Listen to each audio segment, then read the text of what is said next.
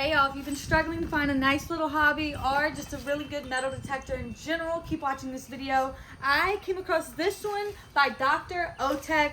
Let me just show y'all all the cool things that came with it. First, I want to mention this was very easy to assemble. The instructions were very self-explanatory. I followed it step by step and it took me about 20 minutes to actually put it together and test it out and figure out how to work it. I love how easy it was to actually assemble this. It also came, one of my favorite things about this is it came with this right here. When you actually get a sound and you think that your metal detector has detected something, it comes with its own personal little digger that you can use to start digging in the ground. I absolutely love this. It has the rigid edges as well so that you can get in the dirt parts or the rocky parts if you need. This is really amazing. I thought that was such an amazing touch. And it also came with the headphones as well. If you want to just keep it in your ears and not have everybody else hearing it, it comes with the headphones. Y'all, overall, this thing is absolutely